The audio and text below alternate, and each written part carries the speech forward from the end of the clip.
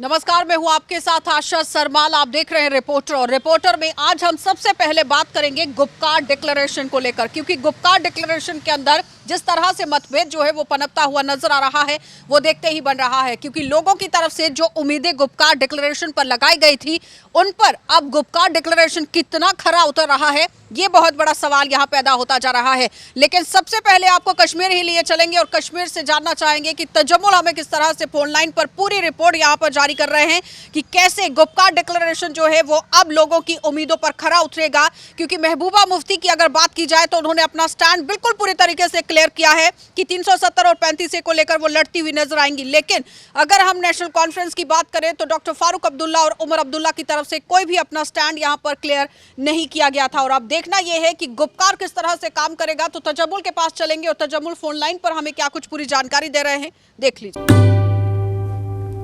देखिए, 2020-2021 में जम्मू कश्मीर में बहुत कुछ डेवलपमेंट हो सकती है, क्योंकि ये जब गठबंधन हुआ था, ये मुझे लगता है कि इसका मकसद 35 से 370 या जम्मू कश्मीर को अपनी कॉन्स्टिट्यूशनल विरासतें जो थी उसको वापस लौटाना था, जिसके बाद इत्तेफाक से इलेक्शन आ गए। और इलेक्शन में भी गुपकार अलायंस ने ऐलान किया कि वो इकट्ठे लड़ेंगे। इकट्ठे तो हुए थे, लेकिन इलेक्शन के लिए नहीं। इलेक्शन से पहले बहुत सारे मामला थे जिनके लिए 7 जमातें इकट्ठे हुई थी। उसके बाद मरकज ने, इलेक्शन कमीशन ने नोटिफिकेशन इशू किया और इंतखाबात शुरू हुए, जिसके बाद इन तमाम पार्टियों के जो सरबराह थे, उनकी जो मुत्तफिका तौर पर आ रही थी, उनकी सजेशन जो थी उसके मुताबिक अब जब हम सब एक साथ हैं तो हमारे मामला भी एक साथ चलने चाहे, जिस वजह से डीडीसी के चुनाव जो है इन्होंने इकट्ठे अपने अपने इलेक्शन सैंपल पे लड़ने का फैसला किया। लेकिन अच्छा, उस वक्त इंतखाबात मुकम्मल होने के लिए तमाम मिनिस्टरों ने चुप्पी साधी, क्योंकि उन्हें फायदा था। उन्हें यह एहसास नहीं था कि जब वो 4 अगस्त 2019 को जमा हुए थे, तो आज 2021 में वो भाग कहाँ रहे हैं और किस मकसद के लिए, ये दुनिया जानती है। लेकिन उस वक्त उन्हें शायद लगा कि उन्हें फायदा होगा। वो अपने मनपसंद उम्मीदवार खड़ा करने चाहते थे, वो अपने इलाके में अपनी कॉन्स्टिट्यूएंसी प्रोफाइल चलाना चाहते थे। तो जमुल, क्या लगता है कि आम जनता को बरगलाने और फुसलाने का काम किया गया था डीडीसी चुनावों में? क्योंकि पहले भी सवाल यही रहा है कि गठबंधन तो बना दिया गया, लेकिन आम लोगों की भलाई कैसे करेंगे? जो आम लोगों ने उम्मीदें जताई थी गुपकार गठबंधन पर, जिसमें 7 जो ये पार्टियों के लोग हैं वो एकजुट होते हुए नजर आते हैं, लेकिन आज असंतुष्ट हैं और बिल्कुल मतभेद जो है वो देखा भी जा रहा है। देखिए, ये बहुत कम लीडरशिप है। जिस वक्त आपको किसी पार्टी के प्रेसिडेंट का ऐलान आएगा तो आप मान लीजिएगा कि ये कोई बड़ी बात है। महबूबा मुफ्ती ने अभी ट्वीट करके कहा कि कोई न्यूज चैनल क्रिएट करने की कोशिश की जाती है कुछ लोगों की तरफ से। अगर मिसाल के तौर पर पीपल्स कॉन्फ्रेंस के कुछ लोगों की तरफ से बयान आते हैं, पीपल्स कॉन्फ्रेंस वो बाद में है, पहले वो इंडिविजुअल है, उनकी तरफ से ये खदशा जाहिर किया। वो अपनी मनपसंद के कैंडिडेट खड़ा करना चाहते थे, यानी वली सिंह को नहीं बल्कि गुलाम अली को मैंडेट दिया जाना चाहिए था। लेकिन महबूबा मुफ्ती के मुताबिक, फारूक अब्दुल्ला और जूनियर अब्दुल्ला के मुताबिक, ये इलेक्शन जो है ये इकट्ठा होने का मतलब इलेक्शन नहीं, आज इकट्ठे कल अलग अलग इलेक्शन फिर लड़ सकते हैं, लेकिन फोरम फिर इकट्ठे है जिस मकसद के लिए कि जम्मू कश्मीर की कॉन्स्टिट्यूशनल गारंटीज जो थी उनको वापस दिया जाना चाहिए। अपने मुल्क ने जो चीजें दी थी वो कैसे वापस ले सकता था, उन्हें वापस दी जानी चाहिए। उस वक्त के वज़ीर-ए-आज़म ने जो कुछ दिया, इस वक्त के वज़ीर-ए-आज़म ने जो कुछ और देना है और उम्मीदें की जा सकती है। लिहाजा जम्मू कश्मीर में बहुत सारी लीडरशिप कहती है कि कुछ लीडर इस तरह से, लेकिन आगे क्या कुछ होगा इसकी कोई गारंटी नहीं है। जिस वक्त पीपल्स कॉन्फ्रेंस से आवाजें उठी, अब्दुल गनी लोन पहले कह चुके हैं, अब अब्बास अंसारी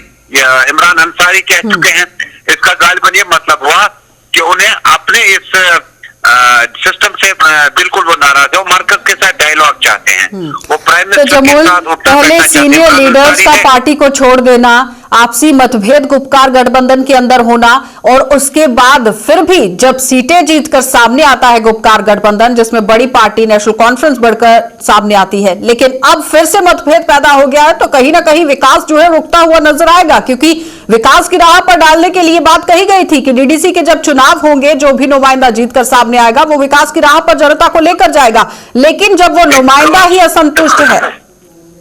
देखिए, ये सियासी जमातें हैं और इनके मुठभेड़ से कहीं ना कहीं फर्क जमीन पे पड़ सकता है। ये तो बिल्कुल सही बात है, लेकिन विकास इनके हाथ में नहीं है। लोगों के मंसूबे तैयार करना तो इनके हाथ में नहीं है। फिलहाल डीडीसी बनने के बाद भी अभी चेयरमैन बनने के लिए जो तंजीमें गुपकार अलायंस के एतहाद से जीती हैं, चाहे उन्होंने ये बहुत बड़ा कंफ्यूजन है कि नेशनल कॉन्फ्रेंस बड़ी पार्टी के तौर पर उभरी, ये गुपकार उभरा है। किसी जगह नेशनल कॉन्फ्रेंस का स्ट्रांग होल्ड है, उसको मैंडेट दिया गया। किसी जगह पीडीपी का है, उसको, यानी पीडीपी ने 34 उठाए थे, 28 जीते डायरेक्ट। यानी इसका ये मतलब है कि गुपकार के ही सारे जीते हुए हैं ये। वहां पर कोई पीडीपी का कैंडिडेट नहीं था, कई जगहों को छोड़कर जहां कंसेंसस नहीं बना।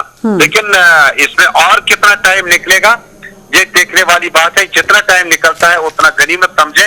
और गुपकार अलायंस में महबूबा मुफ्ती की आइडियोलॉजी है कि कॉन्स्टिट्यूशनल गारंटी के साथ हम लड़ेंगे उसकी वापसी के लिए। फारूक अब्दुल्ला कहते हैं जो कुछ हुआ गलत हुआ, हमसे पूछे बगैर हुआ। अब कितना टाइम इन्हें इकट्ठे और लेकिन फारूक अब्दुल्ला की अगर बात की जाए तो अपना स्टैंड क्लियर नहीं किया है। नेशनल कॉन्फ्रेंस पार्टी की अगर बात की जाए तो उन्होंने अपना स्टैंड क्लियर नहीं किया था। जिस तरह से पीडीपी अपना स्टैंड क्लियर करती हुई दिख रही थी कि धारा 370 और 35A पर वो फिर से काम करेगी, लेकिन नेशनल कॉन्फ्रेंस पार्टी पूरी तरह से इस पर चुप्पी साधी हुई थी। क्या लगता है कि इसी वजह से अब मतभेद जो है वो गुपकार अलायंस के बीच में दिख रहा है? देखिए, नेशनल कॉन्फ्रेंस एक पावर पॉलिटिक्स में यकीन रखती है। शेख अब्दुल्ला की जेल कुर्बानियों से लेकर वज़ीर-ए-आज़म बनने तक, उसके बाद वज़ीर आला की कुर्सी तक, और अब उनके पुत्र के पुत्र यूटी के सीएम बनने तक, मुझे लगता है कि नेशनल कॉन्फ्रेंस ने स्टैंड इसलिए नहीं क्लियर किया, हालांकि उनके लॉन से ही ये सारा लॉबी तैयार हुआ। एक तरफ फारूक अब्दुल्ला को जेकेसीए, एक तरफ ईडी की छापामारी है, और दूसरी तरफ आप गुपकार अलायंस में इसके हेड बनाए गए। वो हेड नहीं है बल्कि वो बनाए गए हैं यानी 5-6 तंजीमों के लीडरों की तरफ से। और उन्होंने उस वक्त हेड बनते वक्त न हाँ की न ना की। उसके बाद उमर अब्दुल्ला थोड़े से लो प्रोफाइल और कम मीडिया में गुपकार अलायंस पे कम उन्होंने खिताब किया, नेशनल कॉन्फ्रेंस के प्लेटफॉर्म से ज्यादा किया। फिर एक कॉन्फिडेंस आया नेशनल कॉन्फ्रेंस को कि हमें सीटें मिली हैं, और सीटें तभी मिली है जब हम इलेक्शन लड़ेंगे। और इलेक्शन लड़ने का मतलब हो गया कि क्या पता महबूबा का स्टैंड अगला क्या होगा। लेकिन बाकी तंजीमें जो है उनका स्टैंड थोड़ा सा नरम है महबूबा मुफ्ती के मुकाबले में। लेकिन फिलवक्त गुपकार अलायंस जो है उन्हें मजबूरी की हालत में इकट्ठा होना पड़ेगा। अब अगला वक्त कितना निकलेगा अब किसी को नहीं पता। बहुत बहुत धन्यवाद तजम्मुल पूरी बातचीत के लिए। चलिए, तो आपने देखा कि किस तरह से तजम्मुल जो है वो बातचीत करते हुए नजर आ रहे हैं, और जाहिर तौर पर आपको ये भी बताते चले कि कश्मीर में इस वक्त क्या कुछ सूरत हाल चल रहा है। तजम्मुल ने पूरी जानकारी हमें दी है, और वो साफ तौर पर कहते हुए भी नजर आए हैं कि गुपकार डिक्लेरेशन जिन उम्मीदों को लेकर काम करते हुए दिख रहा है, वो ऐसा बिल्कुल भी अंदाजा नहीं लगाया जा सकता है कि आखिर आने वाले समय में किस तरह से गुपकार जो है वो काम करेगा। कहने का तात्पर्य यहाँ पर यह है कि तजम्मुल साफ तौर पर निशाना साधते हुए नजर आ रहे हैं कि अगर गुपकार डिक्लेरेशन बनाया गया था वो सिर्फ और सिर्फ भारतीय जनता पार्टी के रथ को रोकने के लिए बनाया गया था, क्योंकि 7 जमातें इसके बीच में इकट्ठी हो गई, और उसके बावजूद भी मतभेद आप देखिए कि किस तरह से चरम पर चलता जा रहा है। डीडीसी चुनावों से पहले भी यही मतभेद जो है वो पनपा था, लेकिन अब तक ये सुलझता हुआ नजर नहीं आ रहा। अब देखना यह होगा कि आम जनता को इसका कितना खामियाजा भुगतना पड़ सकता है, क्योंकि उम्मीदें लगाकर गुपकार डिक्लेरेशन को जिताने की कोशिश तो की गई, जिसमें बड़ी पार्टी निकलकर सामने आई थी नेशनल कॉन्फ्रेंस, और नेशनल कॉन्फ्रेंस और पीडीपी का पूरी तरह से सहमत जो एक नतीजा है वो नहीं देखने को मिल रहा है। नजरिया अलग अलग देखा जा रहा है, और अब देखना यह है कि आम लोगों का भला किस तरह से गुपकार डिक्लेरेशन करेगा। चलिए, अब आपको लिए चलेंगे अपने सहयोगी सनम एजाज के पास, और सनम एजाज हमें क्या कुछ पूरी जानकारी दे रहे हैं वो भी देख लेते हैं कि किस तरह से पूरे सूरत हाल यहाँ पर बनते हुए नजर आ रहे हैं। वो जानना बहुत जरूरी है कि आखिर कश्मीर के अंदर इस वक्त क्या कुछ चल रहा है, क्योंकि बर्फबारी तो चल ही रही है लेकिन सियासत भी चरम पर है। यूं तो कश्मीर की सियासत काफी दिनों से खामोश देखने को मिली है, और यूं कहें तो साल 2020 के सारे साल लगभग सियासत खामोश तो रही, लेकिन सियासत का एक पैदान श्रीनगर म्युनिसिपल कॉरपोरेशन का साल भर गर्म रहा और मेयर से लेकर कॉरपोरेटर्स के इंतखाबात तक सवालात भी उठे, हॉर्स ट्रेडिंग भी हुई और हॉर्स ट्रेडिंग के साथ साथ पार्टी खिलाफ वर्जियों की बातें भी हुई। पिछले बार जब 2 बार यहाँ पे चेयरमैन जो श्रीनगर म्युनिसिपल कॉरपोरेशन के मेयर हैं उनके जब इंतखाबात हुए, पहली बार हुए, उसके बाद फिर हॉर्स ट्रेडिंग का इल्ज़ाम लगा, उनके खिलाफ अदम एतमाद हुआ और अदम एतमाद के बाद फिर उनका री इलेक्शन हुआ जिसमें वो दोबारा जीते। इन सारे मामलात को लेकर पार्टी का जो कांग्रेस पार्टी है उन्होंने एक सवाल खड़ा किया और कांग्रेस पार्टी ने तब कांग्रेस विप जारी की थी अपने कॉरपोरेटर्स को, जो 1 दर्जन के करीब हैं, उन्हें विप जारी करते हुए बताया था कि वो जुनैद को सपोर्ट करने के बजाय दूसरे कैंडिडेट को सपोर्ट करें और उन्होंने उनके कॉरपोरेटर्स ने ऐसा नहीं किया और सपोर्ट जुनैद को किया, खुलेआम सपोर्ट किया। और पार्टी विप को नज़र रखते हुए कांग्रेस हाईकमान ने यह फैसला इलेक्शन कमिश्नर के सामने रखा है कि ऐसे कॉरपोरेटर्स के खिलाफ कार्रवाई की जाए, उनको निलंबित किया जाए, यानी उनकी सदस्यता जो है कॉरपोरेशन की वो ख़त्म की जाए, क्योंकि पार्टी विप के खिलाफ जाना कायदा और कानून जो है वो इस तरह। लेकिन श्रीनगर में जो ये कॉरपोरेटर है, कांग्रेस कॉरपोरेटर जिन्होंने पार्टी विप की खिलाफ वर्जी किया, उनसे जब हमारी बात हुई तो उनमें से अक्सर का कहना है कि एक तो उन्हें पार्टी विप शुरू नहीं की गई, दूसरा ये कि कायदा और कानून बदल चुका है, ये पुराने वक्त में कानून था, अब ऐसा कोई नहीं हो सकता, किसी की सदस्यता नहीं जा सकती। और तीसरा वो ये भी सवाल उठा रहे कि अगर कांग्रेस का अपना कैंडिडेट था तो फिर वो पार्टी विप कैसे हाईकमान ने जारी की, वो दूसरे जो है कैंडिडेट को सपोर्ट करें, उनके कॉरपोरेटर सपोर्ट करें। तो ये सवाल है और इस सारे सवाल के बीच में अब फैसला इलेक्शन कमिश्नर के पास है। इलेक्शन कमिश्नर क्या फैसला लेता है, क्योंकि अगर वाकई में ऐसा कायदा और कानून नहीं है कि पार्टी विप की खिलाफ वर्जी करने पर किसी की सदस्यता नहीं जाती है, तो फिर कुछ लोग ये भी कहते हैं कि यहाँ आने वाले वक्त में पॉलिटिकल करप्शन जो है, हॉर्स ट्रेडिंग जो है, उसको और बढ़ावा मिलेगा, क्योंकि अब डीडीसी के जो चुनाव भी हो चुके हैं उनमें चेयरमैन का चुनाव भी होना है और माना जा रहा है कि अगर इलेक्शन कमिश्नर इस वक्त फैसला नहीं लेता है, सही फैसला नहीं लेता है, तो फिर ये करप्शन का सिस्टम जो पॉलिटिकल करप्शन है, हॉर्स ट्रेडिंग है, ये उन इंतखाबात, चेयरमैन के इंतखाबात में देखने को मिलेगी। फिलहाल ये सारी सियासत कश्मीर में गर्म है और इस सियासत के बीच में नजरें इलेक्शन कमिश्नर पर हैं, लेकिन सियासत के साथ साथ कश्मीर में एक और मामला है, वो है जम्मू श्रीनगर हाईवे का बंद होना, जिसके बारे में अब बताया जाता है कि लगभग 5 दिन और लगेंगे इस हाईवे को थ्रू करने में। तो इन 5 दिनों के हवाले से जहां वहां पे जो ड्राइवर हैं उन्होंने भी काजीगुंड में मुजाहरा करते हुए बताया कि हम टैक्स तो दे रहे हैं लेकिन सड़कें वही 50 साल 70 साल पुरानी हैं और उसके साथ साथ उनको खाने पीने की सरकार ने पूरे इंतजामात नहीं किए। उस सवाल से उन्होंने मुजाहरा किया और श्रीनगर से लेकर वादी के दूसरे हिस्सों में इस सारी सिचुएशन के दौरान एसेंशियल कमोडिटीज़ की कमी भी देखने को मिल रही है। आबिद कादिर के साथ सनम एजाज, श्रीनगर कश्मीर। चलिए अब आपको जिला उधमपुर लिए चलते हैं और उधमपुर में भी दिखा देते हैं कि किस तरह से सूरत हाल वहां पर बने हुए हैं, क्योंकि आशीष दत्त इस वक्त हमारे संवाददाता ग्राउंड पर हैं। क्या कुछ वो पूरी जानकारी दे रहे हैं, देख लीजिए। कहते हैं लड़कियां लड़कों से कम नहीं हैं। जो आज का ज़माना है वो लड़का और लड़की दोनों के लिए बराबर है और इसी को उधमपुर की 2 लड़कियां हमने सिद्ध करके दिखाया है कि लड़कियां भी लड़कों से कम नहीं हैं।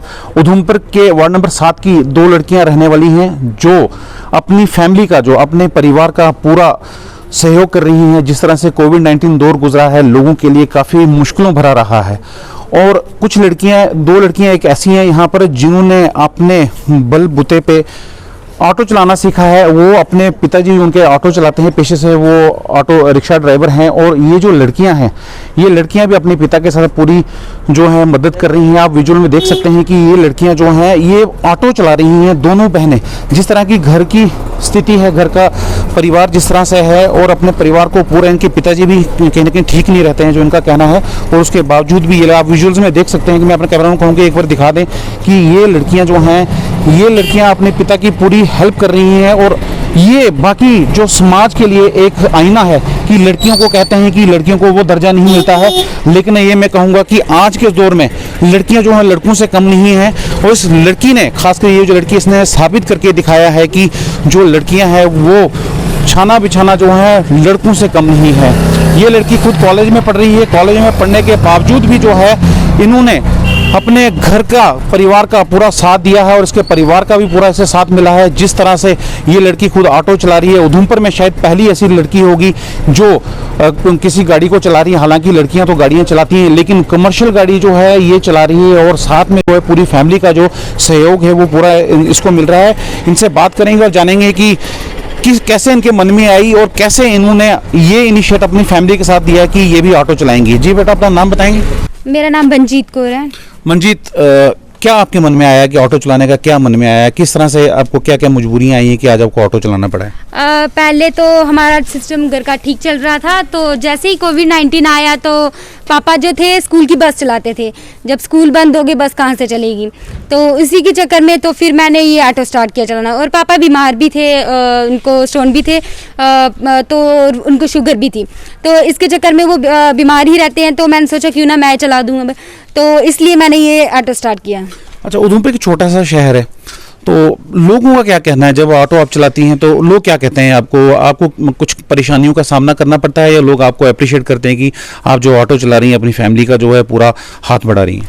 नहीं, ऐसा उधमपुर शहर में कुछ भी नहीं है। यहाँ के लोग बहुत अच्छे हैं, यहाँ के सब सिस्टम ठीक है। आज तक हमें किसी भी चीज़ का कुछ ऐसा वैसा कुछ नहीं हमें सामना करना पड़ा। लड़कियां जो हैं लड़कों से कम नहीं है, उधमपुर की जो लड़कियां उनके लिए क्या मैसेज रहेगा आपका? मेरा उनके लिए यही मैसेज रहेगा, मैं भी पढ़ रही हूँ, मैं भी सेकंड ईयर में हूँ, मैं एनसीसी कैडेट हूँ, मैं नेशनल भी कर चुकी हूँ मार्शल आर्ट में, तो मैं उनके लिए ये कहना चाहती हूँ अगर जो आपके पास हुनर है उसको बाहर लाइए, उसको दिखाइए, उसको रिप्रेजेंट कीजिए।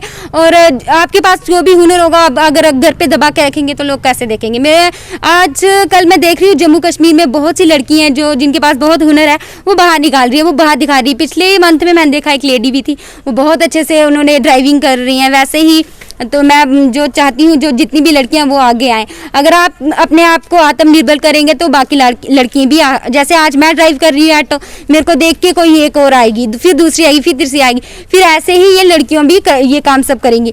पहले तो मना करते थे लड़कियों को डिफेंस में नहीं जाना, डॉक्टर नहीं बना, हर चीज़ फील्ड के लिए मना करते थे, बट अब समय के साथ साथ सब चेंज हो गया। अब किसी भी फील्ड में लड़कियों को पीछे नहीं कर रहे हैं, आगे ही कर रहे हैं। तो मैं यही कहूँगी जो आपके पास हुनर है उसे आगे बढ़ाइए।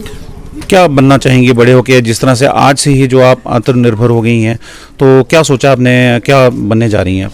मैं डिफेंस में जाना चाहती हूँ। मैं चाहती हूँ मुझे कोई जॉब मिल जाए, कोई गवर्नमेंट जॉब मिल जाए, वहाँ पे भी मैं अपना ये हुनर दिखाऊं। और वहाँ पे मैंने देखा है जहाँ तक डिफेंस में मैंस को ही आगे दिया जाता है, मैंस को ही ड्राइव दी जाती है। मैं चाहती हूँ ये मौका अब मुझे मिले, मैं भी वहाँ पे, और लड़कियों को भी ये मौका मिले ड्राइविंग करने का, वो भी डिफेंस में ड्राइव कर सकें। अच्छा, आपको ये शो कैसे आया? बाकी और भी चीज़ें हैं, और भी कमाने के जरिए हैं, कोई पढ़ाई करके भी है, लेकिन आपको ऑटो ही क्यों सोचा कि आप ऑटो ही चलाएंगी?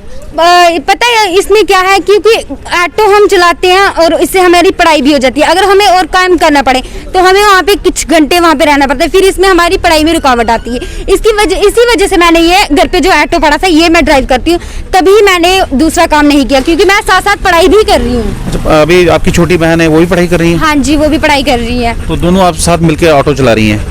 कितना समय? वो थोड़ी बहुत मदद कर लेती है मेरी, बट मैं चलाती नहीं।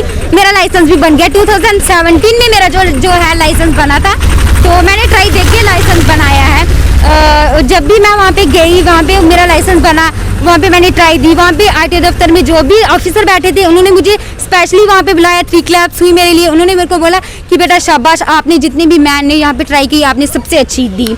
तो उन्होंने मुझे वेल डन बोला और मेरे को बहुत हौसला आया कि नहीं मैं ड्राइव अच्छी कर सकती हूँ। और मैं ये ऑटो ही नहीं, मैं सब गाड़ी चलाती हूँ। मैंने 4 व्हीलर्स का लाइसेंस बनाया है। ये कितने गर्व की बात समझते हैं आप अपने लिए? मैं बहुत खुश होता हूँ, लड़कियों को मैंने सिखाया तो और चलाती हैं तो मैं खुश होता हूँ। जितने भी ये चलाती हैं, जब भी ये निकालती हैं मेरे सामने तभी मैं खुश होता हूँ कि मेरे सामने लेके जाती हैं गाड़ी।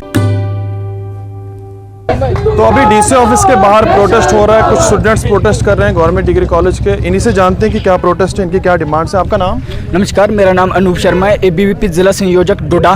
तो अभी हम यहाँ पे जो सभी स्टूडेंट्स आपको दिख रहे हैं ये फर्स्ट सेमेस्टर के हैं, जिनने मार्च 2020 में एडमिशन लिए जीडीसी डोडा में। ठीक है, तो आज इनकी डेट शीट आई है 5 जनवरी को, जिस वजह से ये स्टूडेंट यहाँ पे आए हैं। इनका ये कहना है, स्टूडेंट्स का मानना है कि जो हमारी डेट शीट आई है तो किस बेस पे आई है, 100% सिलेबस उनने दे दिया है, तो इनने अभी पढ़ाया कुछ नहीं है। ऑनलाइन बेसिस पे इनके एग्जाम हो रहे हैं। अगर डोडा के अंदर आप ऑनलाइन बेसिस पे देखें कितना इंफ्रास्ट्रक्चर है, लाइट यहाँ पे प्रॉपर नहीं होती, इंटरनेट 2G चल रहा है यहाँ पे इतने समय से, और 2G भी यहाँ पे ऐसे एरिया यहाँ पे 2G इंटरनेट भी अच्छे से वर्किंग नहीं करता। तो क्या कह सकते हैं कि उस बेस पे ये इनकी एग्जाम ले रहे हैं। इसका मतलब है कि जम्मू यूनिवर्सिटी इनका फ्यूचर खराब करने पे। आपकी डिमांड्स क्या है? क्या आप डेट शीट कैंसिल करना चाहते हैं या आप मास प्रमोशन ढूंढते हैं? मास प्रमोशन वाला कोई इशू नहीं है। स्टूडेंट्स चाहते हैं कि हमारी डेट शीट कैंसिल हो और इसके बाद क्लास वर्क स्टार्ट हो, फिजिकली स्टूडेंट्स का क्लास वर्क स्टार्ट हो। अगर DD सिलेक्शन हो सकते हैं तो क्लास वर्क स्टार्ट नहीं हो सकता, तो क्लास वर्क स्टार्ट हो। स्टूडेंट्स को अगर 1 महीना पढ़ाना है 1 महीना पढ़ाओ, 1.5 महीना पढ़ाना है 1.5 महीना पढ़ाओ, मगर जितना उसमें पढ़ाया उस बेस पे एग्जाम स्टूडेंट्स के लो। अगर उस बेस पे एग्जाम ना हुए स्टूडेंट के, आपका मानना है कि पढ़ा आपने बिल्कुल भी नहीं है? बिल्कुल, जो ऑनलाइन क्लासेस हैं वो 0% के बराबर है। ना उन लड़कों को 2G इंटरनेट ना लाइट, और उस पर भी कनेक्ट हुए नहीं है लड़के की किसने ली है किसी ने नहीं ली है, क्लासेस लगी नहीं है प्रॉपर से, कभी सर रिलीव हो जाते क्लास से। तो कभी डिमांड करेंगे आप? डिमांड यही रहेगी हमारी कि वाइस चांसलर और हमारे गवर्नर साहब जो हैं वो एक काम करें, ये डेट शीट कैंसिल करें, क्लास वर्क दोबारा स्टार्ट करवाएं यहाँ पे, और उसी बेस पे एग्जाम लिए जाएं स्टूडेंट्स के। अगर ऐसा और भी कुछ स्टूडेंट्स, आपका नाम? सर मेरा नाम अदरीस है। अदरीस, कहाँ के रहने वाले हैं? सर मैं ठाठरी चेड़ा का रहने वाला हूँ। सर हमारी डिमांड यही होगी, आपको पता है कि पहले कोविड-19 था, तो उसमें जो लॉकडाउन था वो स्टूडेंट ने नहीं रखा था, वो गवर्नमेंट की तरफ से था। लेकिन सर अफसोस से हमें कहना पड़ रहा है, एक तो 4G इंटरनेट 4G सर्विस भी बंद थी, और ऊपर से सर जो 60% बच्चे हैं वो गाँव में रहने वाले हैं, तो सर वहाँ पर कॉल करने के लिए इंटरनेट नहीं होता है, बाहर जाना पड़ता है अपने घर से फ़ोन करने के लिए, तो ऑनलाइन क्लास लेना तो दूर की बात है। सर हमारा साल पूरा ज़ाया हुआ है, अगर कोविड-19 नहीं होता तो अभी तक हमारा दूसरा सेमेस्टर शुरू हुआ होता। क्या मास परमिशन ढूंढते चाहते हैं आप होनी चाहिए, या आप चाहते हैं कि आपकी डेट शीट कैंसिल होनी चाहिए, दोबारा आपके जो है क्लासेस होंगी? सर हमारा तो साल ज़ाया हुआ है, अगर उस हिसाब से देखना होगा हम मार्क्स प्रमोशन चाहते हैं। सर पूरे स्टूडेंट्स मार्क्स प्रमोशन चाहते हैं, क्योंकि हमारे साथ बहुत ज़्यादा नाइंसाफ़ी की जा रही है। सर अगर DDC इलेक्शन कोविड-19 में किए जा रहे हैं तो हमारी कॉलेज में क्लासें क्यों नहीं ली जा रही हैं? हम सर वाइस चांसलर और गवर्नर साहब से गुजारिश करते हैं कि हमें मार्क्स प्रमोशन की जाए, नहीं तो हर दिन हम रोडों पर उतर कर आ जाएंगे सर। तो ये गवर्नमेंट डिग्री कॉलेज के स्टूडेंट थे फर्स्ट सेमेस्टर के, जिन्होंने साफ तौर पर बताया कि 2G की सर्विस को लेके जो ऑनलाइन क्लासेस ली जाती हैं, कोई भी पढ़ाई नहीं होती है, और जब DD से इलेक्शन हो रहे हैं इस कोविड महामारी में, तो क्लासें क्यों नहीं हो सकती हैं? देखते रहे गुलिस्तान न्यूज़, वसीम कत्तू, डोडा। चलिए अब आपको बड़गाम का रुख करा देते हैं, और बड़गाम के अंदर भी क्या कुछ इस वक्त चल रहा है, अशरफ डार हमें रिपोर्ट दे रहे हैं, और अशरफ की रिपोर्ट में देखिए कि आखिर क्या कुछ पूरी सुविधाएं वहां पर हैं, किन किन सुविधाओं का अभाव है, जरा देखिए। नेशनल हाईवे बंद होते ही अगर हम कश्मीर की बात करें तो यहाँ के मार्केटों में जो है ब्लैक मार्केटिंग उरूज पे हो जाती है, क्योंकि अक्सर हम देखते हैं जब भी राजमार्ग बंद होता है तो जो सब्जियां होती है या मीट गोश्त की अगर हम बात करें तो एकदम जो है उसमें रेट्स को जो है इजाफा देखने को मिलता है। इस वक्त बडगाम की अगर हम बात करें तो अभी भी जो है कुछ सब्जियां हैं जिनकी रेट जो है जब से यहाँ पर बर्फ़बारी है उसके बाद जो है एक तो मार्केट में उस तरह अवेलेबल नहीं है, अगर कहीं पर अवेलेबल है भी है तो उसकी रेट जो है पिछले रेटों से काफ़ी ज़्यादा है। हालांकि अगर हम बात करें ज़िला एडमिनिस्ट्रेशन की, चाहे फूड एंड सप्लाईज़ हो या म्यूनसिपलिटी हो, वो मार्केटिंग चेकिंग के लिए निकलते हैं, मगर ग्राउंड लेवल पे जो है आम सार्फिन को जो है मुश्किल होते हैं, क्योंकि जिस तरह से हम लगातार देख रहे हैं जो इजाफा रेटों में जो इजाफा होता है उसमें कहीं ना कहीं जो कटौती है वो नज़र नहीं आ रही है। कहीं अगर हम फूड सप्लाईज़ की बात करें वो भी मार्केटिंग चेकिंग करते हैं, या अगर हम म्यूनसिपलिटी की बात करें वो भी मार्केटिंग चेक, फिर भी जो है रेट्स में इजाफा देखने को मिलता है। गुलिस्तान न्यूज़ के लिए बडगाम से कैमरामैन ज़हूर के साथ डार अशरफ। चलिए अब आपको सांबा लिए चलते हैं और सांबा में भी दिखा देते हैं कि ऋषि खजूरिया इस वक्त ग्राउंड जीरो पर हैं, क्या कुछ पूरी रिपोर्ट दे रहे हैं, देख लीजिए। जिला सांबा में आज हॉर्टिकल्चर डिपार्टमेंट जिला सांबा की ओर से आज बागवानी मेले का आयोजन किया गया है और यहाँ पर जिला सांबा के किसानों को अवेयर किया जा रहा है, उनको अलग अलग स्कीम्स के बारे में बताया जा रहा है कि किस तरह से आपने किसानी के इस क्षेत्र में आगे बढ़ना है और रोजगार के अच्छे साधन बनाने हैं। इसी पर बात करने के लिए मेरे साथ मौजूद हैं जिला सांबा हॉर्टिकल्चर डिपार्टमेंट से chief horticulture officer Anil Gorkha ji, और यहाँ जिस इलाके में ये प्रोग्राम ऑर्गेनाइज किया गया है ये मनानू पंचायत है, यहाँ के सरपंच भी मेरे साथ मौजूद हैं। इनसे जानते हैं कि किस तरह से किसानों को किसानी को लेकर अवेयर किया जा रहा है। तो जिस तरह से ये बागवानी मेला आयोजित किया गया है आपकी तरफ से, क्या क्या स्कीम्स जो वो किसानों को दी जा रही है, क्योंकि कहीं ना कहीं पहले किसान दो ही फसलों की ओर ध्यान देता था, जो गेहूं और मक्की हो गई या कहीं ना कहीं राइस की तरफ जाता था, लेकिन आज कई ऐसी स्कीम्स हैं जिससे किसानी बड़े स्तर पर भी कर सकते हैं और कई ऐसे और भी साधन हैं जिससे किसानी के क्षेत्र में आगे बढ़ा जा सकता है। जी जी, इसमें देखिए हम 5-6 स्कीमों पर यहाँ पे काम कर रहे हैं पहली स्कीम है हमारी MIDH मिड करके बोलते हैं उसको, PMDP है, प्रधानमंत्री डेवलपमेंट्स के पैकेज है। फिर है हमारे प्रधानमंत्री कृषि सिंचाई योजना, फिर है राष्ट्रीय कृषि विकास योजना, फिर है कैपेक्स बजट में भी हम काम कर रहे हैं, और एक आत्मा स्कीम करके होती है, वो स्कीमों पे हम काम कर रहे हैं यहाँ पे। तो इसमें यह डिफरेंट किस्म के हम कंपोनेंट्स लोगों को देते हैं, जिसमें प्लांटेशन भी होती है, जिसमें मैकेनाइजेशन भी होती है, इरिगेशन के भी सोर्सेज हम क्रिएट करवाते हैं लोगों को, और तरह तरह के और वो दूसरे टूल्स एंड इम्प्लीमेंट्स वगैरह, या मोटर पानी खिंचाई के लिए मोटरें वगैरह प्रोवाइड करना, वो तमाम चीज़ें हम लोगों को दे रहे हैं। और हमारा मिशन यही रहता है कि लोग एरिया एक्सपेंड करें अपना, वो एक जो अपनी ट्रेडिशनल खेती करते हैं, वो धान गेहूं की, वो छोड़ करके थोड़ा सा इस साइड पे आएँ, फलों की साइड आएँ और अपनी आमदन को बढ़ाएं। एक तो ये बड़ी न्यूट्रिशियस चीज़ होती है, और ये देखिए ऐसा होता है कि हमारा जो फ्रूट बनता है, this is ready to use होता है, और इसके लिए तो कुकिंग की भी ज़रूरत नहीं पड़ती है। ये जैसे हम पेड़ से उतारते हैं और हम खाने को तैयार होते हैं, फिर फ्रूट भी तैयार होता है। तो ये इस किस्म की चीज़ है। और इसमें दूसरी जो फसलें हैं उसके मुकाबले फ्रूट्स के जो मार्केट में रेट्स होते हैं वो भी बहुत अच्छे होते हैं। देखिए, जिस तरह से कृषि संबंधी जितने भी डिपार्टमेंट हैं वो आज की डेट में किसानों के उत्थान के लिए काफ़ी काम कर रहे हैं, और उसी सिलसिले में आज बागवानी विभाग की ओर से हमारे गांव बलोड़ में यहाँ पे मेला लगाया गया। यहाँ तक इस इलाके की जो टोपोग्राफी है, तो इसमें कोई संदेह नहीं है, क्योंकि हमारे किसान जो है वो नेचुरल रेनफॉल जो है या फिर उस पर निर्भर रहते हैं। पानी का यहाँ पे इतना कोई इरिगेशन का कोई है नहीं प्रावधान। ये बागवानी मेला आयोजित किया गया है, तो कहीं ना कहीं नई टेक्नोलॉजी के साथ साथ किसान भी आगे बढ़ रहा है और किसानी के क्षेत्र में अच्छा करने का प्रयास कर रहा है, ताकि उनकी जो इनकम है वो डबल हो। चलिए अब रुक करते हैं जम्मू का, और जम्मू में भी दिखा देते हैं क्या कुछ सूरत हाल है। तो मैं अपने एडिटर से कहूंगी कि अलग अलग बिन जो है वो दिखाए जाएं, बर्ड फ्लू को मद्देनजर रखते हुए किस तरह से पैनिक जो है वो लोगों में है, क्योंकि पोल्ट्री उत्पाद को लेकर अब लोगों में काफी ज्यादा दहशत देखी जा रही है। क्योंकि लोग जब दुकानों का रुख कर रहे हैं तो पोल्ट्री उत्पाद का बिल्कुल भी इस्तेमाल नहीं कर रहे हैं, खरीदारी नहीं कर रहे हैं। लेकिन साफ तौर पर आपको यह भी बताते चले कि जिला सांबा की अगर हम बात करें, कठुआ की बात करें, उधमपुर की बात करें, राजौरी, पुंछ की बात करें, हर जगह से 100 से 150 यहाँ कौवे जो है वो मारे जाने की भी खबरें सामने आई थी। संदिग्ध परिस्थितियों में कौवे जो है वो मारे गए हैं, लेकिन अभी तक पुष्टि ये नहीं हो पाई है कि बर्ड फ्लू के ही मामले थे या फिर कुछ और। लेकिन अगर हम डॉक्टर्स की बात करें तो डॉक्टर साफ तौर पर कहते हुए नजर आ रहे हैं कि जब भी आप किसी पोल्ट्री फार्म के उत्पाद का इस्तेमाल करते हैं तो उसे अच्छे से पकाकर खाइए, क्योंकि अभी तक कोई भी रिपोर्ट पॉजिटिव नहीं आई है। सैंपल जरूर उठाए गए हैं लेकिन रिपोर्ट नहीं आई है, और जब तक रिपोर्ट नहीं आएगी तब तक कुछ नहीं कहा जा सकता कि बर्ड फ्लू के ही मामले हैं या फिर कुछ और। क्योंकि अगर हम बात करें हिमाचल की, तो हिमाचल के कांगड़ा में बर्ड फ्लू के मामले देखने को मिले हैं, जिसकी वजह से काफी ज्यादा परेशानियां जम्मू के भी लोग जो हैं वो झेल रहे हैं, और कांगड़ा में तो झेल ही रहे हैं, लेकिन जम्मू और हिमाचल की जो सीमा है वो साथ में लगती है। इसी वजह से ज्यादातर पैनिक जो है वो लोगों में देखा जा रहा है, लेकिन बिल्कुल भी पैनिक करने की जरूरत नहीं है। डॉक्टर्स पूरी तरह से नजर गड़ाए हुए हैं। आप देखते रहिए कार्यक्रम।